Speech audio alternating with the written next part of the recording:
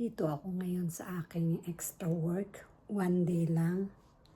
Nag-day off yung si Kabayan. Kaya ito yung tinatawag nating overtime work. Kasi yung day off nila, pag nagde-day off yung mga caregivers, kailangan may papalit. So, yun yung once a week na day off. Ang marami, hindi nagde-day off kasi malaki nga ang bayad pagka weekend. One day lang kasing day off. Pero paminsan-minsan, nagde-day off din sila. Hindi naman pwedeng throughout the whole year ay hindi sila lalabas. So, ito nga, nag-day off yung si Kabayan dito. Mas bata pa yon. Parang halos anak ko na rin siya. Hindi naman gaano kasi 40 plus na yata siya, pero hindi siya mukhang 40 ha. Yan. Ang alaga ko dito ay matandang 98 years old. Ayan ang kanyang upuan. Yan, dyan siya nauupo. At siya ay sa edad niyang 98, ang kanyang utak ay halos perfect pa. Nagsasagot pa ka ng puzzle sa dyaryo at sudoku. Ang galing, siya pa lang ang namit ko na 98. Lahat ng inalagaan ko ng mga 90s na, lahat na sila ay may diferensya na sa isip. Yung tinatawag nating Alzheimer nga o dementia. Pero itong isang ito ay antino pa. At napansin ko na isang factor yung kumakain siya talaga ng balanced diet. Kumakain siya ng prutas, ng gulay. Balance na balance talaga. Everyday. At hindi siya kukunting kumain. Kundi kumbaga bawat sustansya, meron siyang pinagkukunan na pagkain. Kaya yun ang isa sa mga dahilan kaya siya ay umabot ng ganitong edad. Sa palagay ko, lalampas pa nga siya ng 100 eh. O yan muna. Ngayon naman ipapakita ko sa inyo ang labas. Ang labas ng bahay nito, ang ganda. Ang gandang tingnan sa gabi. Para siyang Baguio. Tingnan nyo to guys. Okay, labas ako dito sa pinaka-terrace niya. Nasa second floor kami. So, hindi pa kami sa gaanong mataas. Tingnan nyo naman. Ang paligid. Ayan.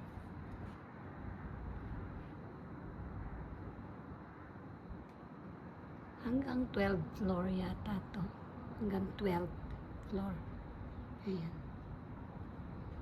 Ang home for the aged na to na pangmayaman. Dahil para tong hotel. Ayan ang paligid. Diba? Ang ganda. Parang Pasko sa gabi. Ang liwanag. Malamig pa rin ang simoy ng hangin ngayon. Siyempre gabi.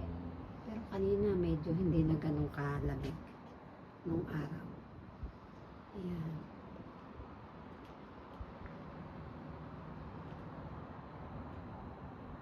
At tingnan natin ang buwan. Nakakapag-video pa ako kasi nasa CR siya. Maya-maya tatawagin niya ako para tulungan ko siyang mahiga. So kaya pa niya kanyang sarili. Nagsi-CR mag-isa. Paliligo. Hindi niya kaya mag-isa. Pero hindi ko si papaliguan na. Bukas na pagdating ng kanyang regular na caregiver. So ayan. Diba ang ganda?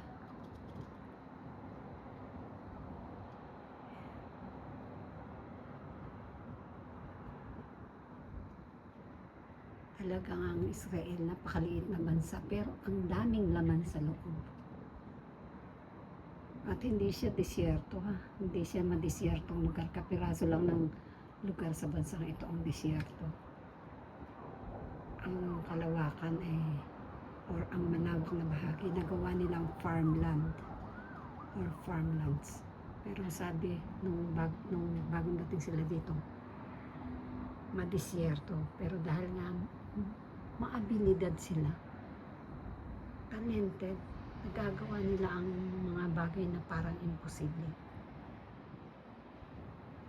High-tech na sila dito, hindi nagpapahuli sa ibang mauulan na bansa. Teka muna, silipin ko muna ang aking silula. Makatapos na ako yung narito pa. Ayun ang bahay niya. Sinara ko ang pinto kasi baka mamaya may makapasok na pa isa-isang lumilipad. Pagka matindi dito uso ang lamok, minsan may pa isa-isa pa rin naliligaw. Kaya isinara ko. Pero itong Venetian blinds, hindi ko siya ibababa para kita ko yung labas. O matutulog ako na may liwanag na nanggagaling sa labas. Yung mga ilaw na yan. Ayan na nga, gusto ko nga i-off ito, hindi ko makita ko saan ang switch. Saan kaya ina-off to? Hindi ko napansin ko saan niya ito pinindot kanina. Tatanong ko na lang sa kanya. Hindi pa tapos si Lola, nasa CR pa. Inahantay ko. Tama nga yung kanyang tagapag-alaga. Sabi niya talaga matagal daw yon sa CR. Nagsisipilyo, naglilinis ng sarili niya. Oo nga naman. Sadyang matagal. Iba naman, 78 taon na. Siya pa rin ang naglilinis sa sarili niya. Yung samantalang yun, nilagaan ko ng matanda lalaki, kalakas-lakas. Pati yung pagtatanggal ng kanyang karsusilyo, pinapagawa pa sa akin. Kumbaga, sinusulit ba yung bayad? Pero iring si Lola na pinipilit niya yung kaya niya ay siya lang talaga ang gumawa. Kasi para sa kanya, exercise din nga naman yun. Ganda tanaw din dito kahit sa malayo. Kahit narito ako sa salas, tanaw pa rin yung magandang tanawin sa labas. Ayan, bintana ng kwarto niya. Dito ako matutulog sa salas. Ayan, madilim na kasi inop ko na ang mga ilaw. Maliwanag naman sa labas. Yan ang magsisilbi kong ilaw. Pero Lola, dalian mo at ako'y jingle na. Maghihilamos pa rin ako. Nagpajama na nga ako. Hindi naman mababasa ang aking damit ko. Ako'y maghilamos. Maghilamos lang ako ng mukha. Linis-linis ng pinakamahalagang bahagi. Tayo mga babae. Diba? Tayo malinis dyan. Magtututbrush at siyempre yung seremonyas, yung ipinapahid para hindi kaagad magmukhang 80 yung magsi-60. Ganyan yata talaga pagka nagkakaedad na. Siyempre, hindi natin kailangang ipahalatang tayo ay talagang papunta na sa pagka-senior. Only few more months and I'll be senior. And I am very thankful for that kasi hindi lahat ng tao ay nakakarating sa edad ng senior citizen. Kaya hindi natin dapat ikaya na tayo nagkakaedad dahil yan ay napakalaking privilege ang pagtanda.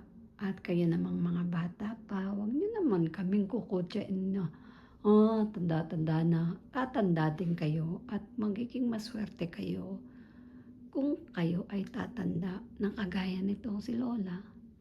Okay lang tumanda ng mga ganitong edad basta't kagaya niya na kaya pa niya yung mga pansariling paglilinis sa katawan.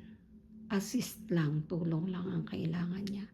Kagaya ng paghuhubad ng damit at pagbibihis, yun. Tsaka yung paliligo. Kailangan may nakabantay na sa kanya, may taga-kuskus sa likod. Singan, siyam na putupad. Kakagulat ng telepono. Ang gulat ko naman, telepono, ang lakas ng ringing ito. Tumawag yung anak niya. Chinek lang kung okay ang kanyang nanay, kung okay ako at nag-good night. Yun lang. Maswerte talaga ako sa aking mga naaalagaan. Mababait sila. Yun lang isang medyo mabait din siya. Yung inalagaan ko last month. Mabait din naman siya, kaya lang gusto niya full attention sa kanya. O paano, maraming salamat sa inyong lahat. Sa mga nanood, sa mga nagtamsak. At ingat tayo lahat. God bless us all. Bawal magkasakit.